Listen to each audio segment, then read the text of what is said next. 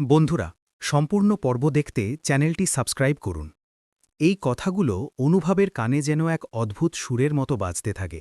পরদিন সকাল থেকেই অনুভবের আচরণে এক গভীর প্রশান্তি লক্ষ্য করা যায়, যা বাড়ির বাকিদের কাছে অবিশ্বাস্য মনে হয়।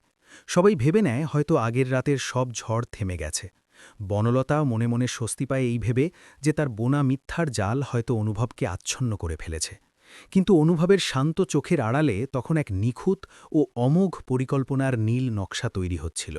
সে খুব ভালো করেই জানে বনলতার মতো ধুরন্ধর নারীকে সরাসরি আক্রমণ করলে সে আবার নতুন কোনো কৌশলে নিজেকে নির্দোষ প্রমাণ করবে।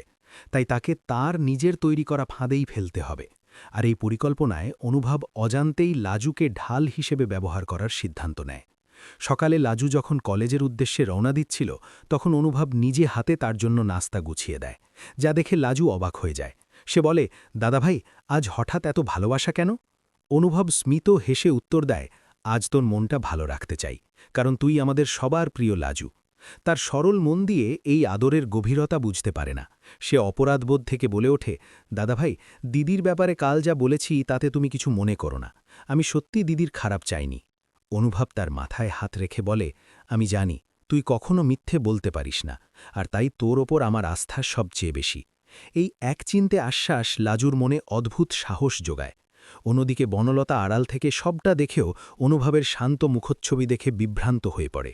সে ভাবে হয়তো পরিস্থিতি তার অনুকূলে চলে এসেছে, কিন্তু অনুভব মনে মনে স্থির করেছে সে ময়ূকের সঙ্গে আবার দেখা করবে। সেদিন বিকেলে অফিসের নাম করে বেরিয়ে অনুভব সেই শান্ত নির্জন পার্কে পৌঁছায়, যেখানে ময়ূক আগে থেকেই প্রতীক্ষায় ছিল। অনুভব সরাসরি ময়ূকের মুখোমুখি হয়ে বলে, আমি সব সত্যি জেনে গেছি, তাই আর লুকোনোর চেষ্টা করো না।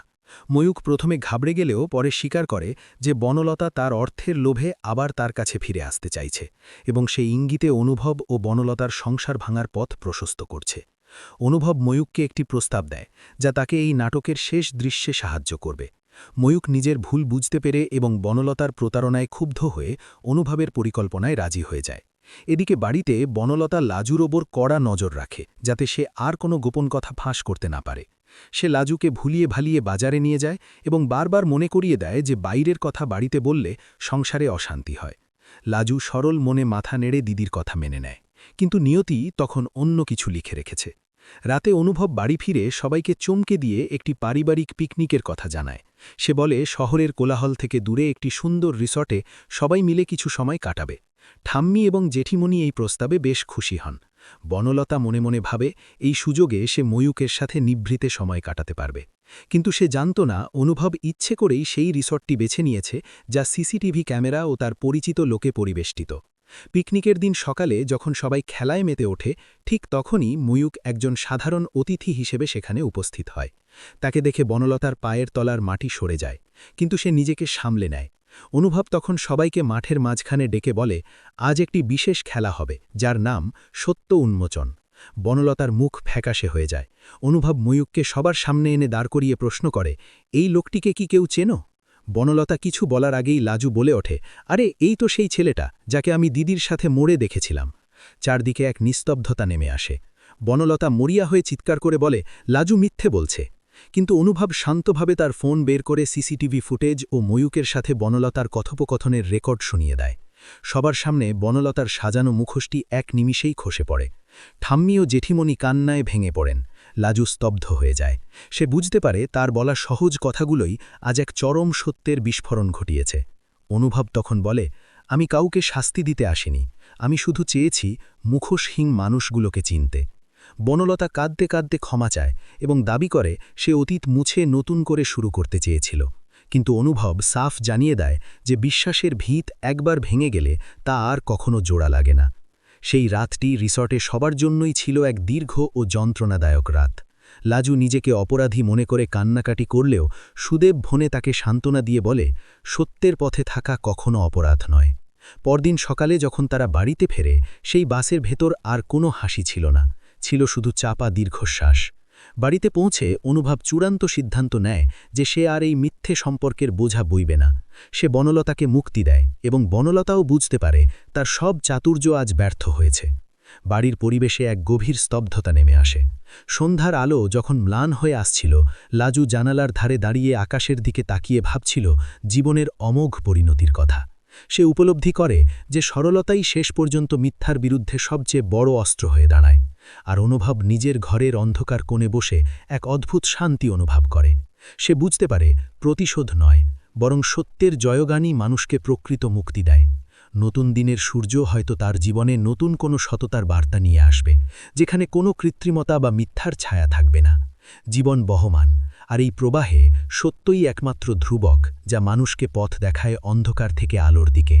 অনুভবের এই যাত্রা কেবল বিচ্ছেদের নয়, বরং নিজের সত্তাকে ফিরে পাওয়ার এক অনন্য সংগ্রাম হয়ে রয়ে যায় এই কাহিনীর পাতায়।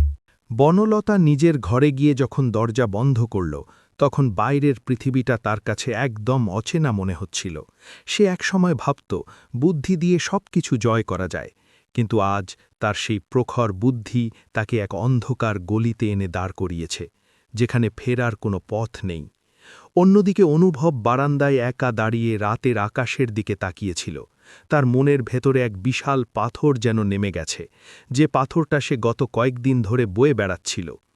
লাজু চুপি চুপি দাদাভাইয়ের ঘরের সামনে এসে দাঁড়ায়। তার চোখ দুটো লাল হয়ে ফুলে গেছে।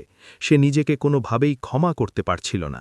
সে মনে করছিল তার একটা কথাতেই আজ একটা সাজানো সংসার তাসের ঘরের মতো ভেঙে গেল। লাজু যখন অনুভবের ঘরে ঢুকল, অনুভব তাকে দেখে ম্লান হাসল আর বলল, তুই এখনো ঘুমানি লাজু? লাজু ফুপিয়ে কেঁদে উঠে বলল, দাদা ভাই, আমি যদি ওই দিন ওই কথাটা না বলতাম, তবে কি আজ এমন হতো? অনুভব লাজুকে কাছে টেনে নিয়ে শান্ত গলায় বলল, শোন লাজু, তুই যেটা করেছিস সেটাকে বলে সততা, আর সত্য সবসময় তেঁতো হয়। কিন্তু তা বলে কি আমরা সারা জীবন মিথ্যার ঘরে থাকব? তুই না বললে হয়তো আমি কোনোদিন জানতামই না যে আমার পাশে থাকা মানুষটা অন্য কাউকে মনে মনে লালন করছে। তুই আসলে আমাকে এক বড় বিপদ থেকে বাঁচিয়েছিস। লাজুর মন একটু হালকা হলেও তার দিদির জন্য কষ্ট হচ্ছিল। সে ভাবল, বনলতা দিদি কেন এমন করল? তার তো সবকিছুই ছিল, ভালোবাসা, সম্মান আর সুন্দর একটা পরিবার। পরদিন সকালে বনলতা যখন ব্যাগ গুছিয়ে ঘর থেকে বেরোল, তখন বাড়ির কারও চোখে জল ছিল না, বরং এক ধরনের গভীর বিতৃষ্ণা ছিল।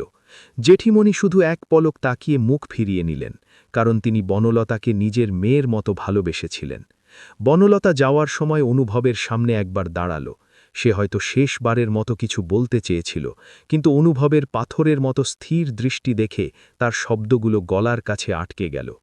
বনলতা যখন সদর দরজা পার হয়ে গেল, তখন অনুভব একটা দীর্ঘশ্বাস ফেলে মনে মনে বলল, আজ থেকে আমার নতুন লড়াই শুরু। বনলতা চলে যাওয়ার পর কয়েকটা দিন বাড়িতে খুব নিস্তব্ধতা ছিল। ঠাম্মি মাঝে মাঝে বিড়বিড় করে বলতেন, কপাল রে কপাল, আমাদের এই শুদ্ধ বাড়িতে এমন অনাচার হবে ভাবিনি। লাজু কলেজে যাওয়া শুরু করলেও তার আগের সেই চঞ্চলতা ছিল না। সে সারাক্ষণ বইয়ের পাতায় মুখ লুকিয়ে থাকত।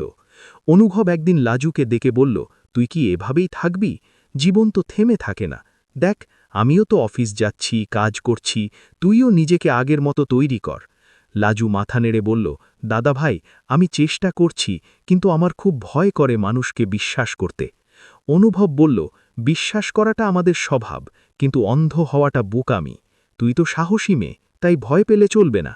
এর কয়েক সপ্তাহ পর অনুভব একদিন অফিস থেকে ফেরার পথে হঠাৎ ময়ূকের সাথে দেখা করল। ময়ূক তখন শহর ছেড়ে চলে যাওয়ার প্রস্তুতি নিচ্ছিল। ময়ূক অনুভবকে দেখে অপরাধী স্বরে বলল, আমি জানি আমি ভালো কাজ করিনি, কিন্তু বনলতা যখন বারবার অনুরোধ করত, আমি নিজেকে সামলাতে পারতাম না। অনুভব বলল, আমি তোমাকে ঘৃণা করি না ময়ূক, বরং ধন্যবাদ দিই, কারণ তোমার কারণেই আমি একটা মিথ্যে সম্পর্কের হাত থেকে রেহাই পেয়েছি। ময়ূক চলে গেল, আর অনুভব করল যে ক্ষমা করে দেওয়ার মাঝেও এক ধরনের বিজয় আছে। বাড়ির পরিবেশ ধীরে ধীরে স্বাভাবিক হতে শুরু করল। লাজু আবার হাসতে শিখল। সুদেবের সাথে তার বন্ধুত্ব আরও গভীর হল। সুদেব তাকে সাহস জোগাল, যাতে সে নিজের পড়াশোনায় মন দেয়। অনুভব অফিসের কাজে নিজেকে পুরোপুরি ডুবিয়ে দিল। তার কর্মদক্ষতা দেখে অফিসের সবাই অবাক হল, কিন্তু অনুভবের মনের ভেতরে কোথাও একটা শূন্যতা রয়ে গিয়েছিল। সেই শূন্যতা কোনো মানুষের জন্য নয়, বরং হারিয়ে যাওয়া বিশ্বাসের জন্য। একদিন বিকেলে লাজু অনুভবের জন্য চা নিয়ে এসে বলল, দাদাভাই, জানো তো, আজ কলেজে একটা বিতর্ক প্রতিযোগিতা ছিল, আর আমি সেখানে প্রথম হয়েছি। অনুভব খুব খুশি হয়ে বলল, বাহ, এই তো আমার লক্ষ্মী বোন, দেখলি তো, সত্য আর ন্যায়ের পথে থাকলে সাফল্য আসবেই। লাজু হাসল আর বলল, দাদাভাই, তুমি যদি ওই দিন শক্ত না হতে, তবে হয়তো আমি সারা জীবন ওই পাপবোধ নিয়ে বেঁচে থাকতাম। অনুভবের মনে হল, জীবন আসলে এক আশ্চর্য নদী, যেখানে অনেক সময় বাঁক পরিবর্তন করতে হয় শান্তিতে থাকার জন্য। জেঠিমণি একদিন অনুভবকে ডেকে বললেন, বাবা, অনেক তো হলো, এবার নতুন করে কি ভাববি? অনুভব মুচকি হেসে বলল, বড়মা, জীবনের একটা অধ্যায় শেষ হয়েছে, তার মানে এই নয় যে বইটা বন্ধ করে দিতে হবে। তবে এই মুহূর্তে আমি শুধু শান্তি চাই আর পরিবারকে সময় দিতে চাই। আমাদের বাড়িতে আবার আগের মতো আনন্দ ফিরে আসুক, এটাই আমার প্রার্থনা। বনলতা এখন কোথায় আছে কেউ জানে না, হয়তো সে তার কৃতকর্মের ফল ভোগ করছে, অথবা অন্য কোথাও আবার নতুন করে মিথ্যার জাল বুনছে। কিন্তু অনুভবের সংসারে আর তার কোনো ছায়া নেই। লাজু এখন অনেক পরিণত। সে বোঝে যে সরলতা ভালো, কিন্তু সচেতন থাকা আরও জরুরি। অনুভব মাঝে মাঝে একা বসে ডায়েরি লেখে, যেখানে সে নিজের অনুভবের কথাগুলো ব্যক্ত করে। সে লিখেছে, প্রতিশোধ মানুষকে সাময়িক তৃপ্তি দেয়, কিন্তু ক্ষমা আর সত্য মানুষকে মুক্তি দেয়। অনুভবের সেই মুক্তি এখন তার চোখের দৃষ্টিতে ফুটে ওঠে। সে যখন লাজুকে আনন্দ করতে দেখে বা ঠাম্মিকে হাসতে দেখে, তখন তার মনে হয় যে সে সঠিক সিদ্ধান্তই নিয়েছিল। সময় বয়ে যায়, ঋতু বদলায়, অনুভবের বাড়ির বাগানে আবার নতুন ফুল ফোটে, লাজুর হাসিতে বাড়িটা মুখরিত হয়, আর অনুভব সেই হাসির মাঝে খুঁজে পায় জীবনের প্রকৃত সার্থকতা। সে এখন আর সেই ভাঙা রেকর্ডের মতো প্রতিধ্বনি শোনে না, বরং তার কানে বাজে এক নতুন জীবনের সুর, যেখানে ভয় নেই, সংশয় নেই, আছে শুধু অটল বিশ্বাস আর ভালোবাসা। বনলতার সেই অধ্যায়টি এখন তাদের জীবনের এক শিক্ষা হয়ে দাঁড়িয়েছে, যা তাদের সবাইকে শিখিয়েছে যে সত্যের পথে চলা কঠিন হতে পারে, কিন্তু সেই পথই শেষ পর্যন্ত গন্তব্যে পৌঁছতে সাহায্য করে। বাড়ির সবাই এখন একজোট হয়ে ভবিষ্যতের দিকে তাকিয়ে আছে, যেখানে কোনো ষড়যন্ত্রের স্থান নেই, আছে শুধু একে অপরের প্রতি অগাধ বিশ্বাস। লাজু এখন আর সেই ছোট মেয়েটি নেই, সে বড় হয়েছে বুদ্ধিতে আর অভিজ্ঞতায়, আর অনুভব হয়েছে এক বটবৃক্ষ, যে তার পরিবারের সবাইকে ছায়া দিয়ে আগলে রাখছে। আজ আর কোনো ক্যামেরার ফুটেজ লাগে না, আজ আর কোনো প্রমাণ লাগে না, কারণ সবার মনে এখন স্বচ্ছ আয়নার মতো সত্য বিরাজ করছে। অনুভবের মনে হয়, এই তো জীবন, যেখানে পতনের পর আবার মাথা তুলে দাঁড়ানোই হলো আসল বীরত্ব। আর লাজুর সেই সরলতাই ছিল সেই যুদ্ধের প্রধান অস্ত্র, যা আজ জয়ী হয়েছে। এভাবেই এক ঝড়ের পর শান্ত ভোরের আগমন ঘটে অনুভবের জীবনে, যেখানে অন্ধকার কাটিয়ে ভোরের আলো চারপাশ ঝলমল করে তোলে।